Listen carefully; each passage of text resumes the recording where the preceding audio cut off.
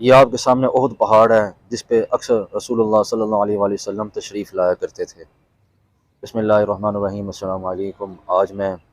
آپ کو جبل احد کی زیارت کرواؤں گا کہ وہ مقام جہاں پہ حضور پاک صلی اللہ علیہ وآلہ وسلم اکثر تشریف لے جایا کرتے، اور غزوہ احد کے دن بھی آپ کچھ دیر کے لیے اس پہاڑ کی چوٹی پر آپ نے قیام فرمایا۔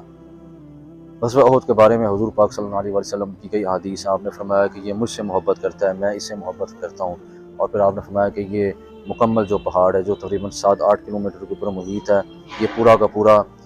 جنت میں جائے گا۔ اور پھر ایک اور حدیث ہے حضور پاک کی کہ اگر تم میں سے کوئی احد پہاڑ کے برابر بھی سونا خرچ کرے مگر میرا صحابی جو آدھا کلو جو یا اس کے نصف اگر صدقہ و خیرات کرے تو وہ احد پہاڑ کا سونا خیرات کرنے سے بہتر ہے۔ اس کے سامنے مسجد فسا ہے، جس کے بارے میں اپنے پچھلے ویلاگ میں آپ کو بتا چکا ہوں کہ یہاں پہ آپ نے کچھ دیر قیام کیا اور یہیں پہ آپ نے نماز بھی ادا کی، اور آپ کے خون کے چند جو قطرے تھے وہ اس پتھر کے اوپر آج بھی موجود ہیں جو آپ دیکھ سکتے ہیں۔ تو احد کے دن جب کفار کا ریلا مسلمانوں پہ حملہ آور ہوا اور حضور پاک بھی کچھ زخمی ہو گئے اور آپ کے دانت مبارک کا کچھ حصہ بھی شہید ہوا، تو پھر آپ کو صحابہ کرام رضوان اللہ تعالیٰ علیہم اجمعین اس جگہ پر لے کر آئے، اور جب آپ پہاڑ کے اس حصے میں تشریف لائے تو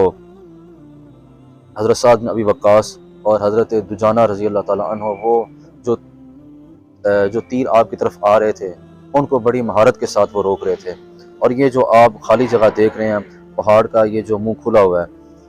یہ جو پہاڑ تھا یہاں سے شق ہو گیا اور حضور پاک صلی اللہ علیہ وآلہ وسلم اس کے اندر تشریف لے گئے، اور اس طرح اللہ تعالیٰ نے اپنے نبی کی اپنے محبوب کی حفاظت فرمائی۔ اکثر آپ اس پہاڑ کے اوپر تشریف لے جاتے، اور بلکہ ایک روایت ہے کہ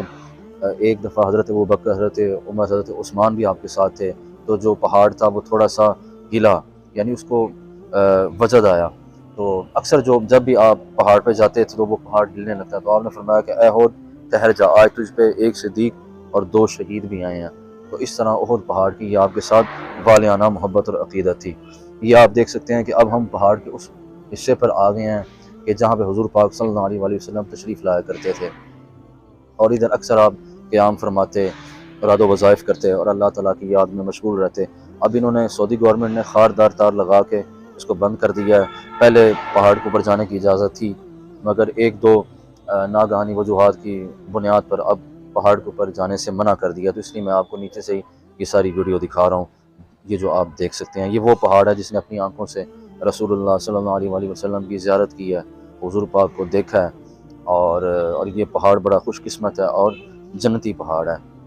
تو آپ اگر مدینہ منورہ تشریف لائیں تو اس پہاڑ کی لازمی زیارت کریں، کیونکہ یہ بھی سنت رسول ہے۔ اگر آپ کو میری یہ ویڈیو پسند آئی ہو اس کو لائک کریں، شیئر کریں، اور کمنٹ میں اپنی رائے کا اظہار ضرور کریں۔ السلام علیکم ورحمۃ اللہ وبرکاتہ۔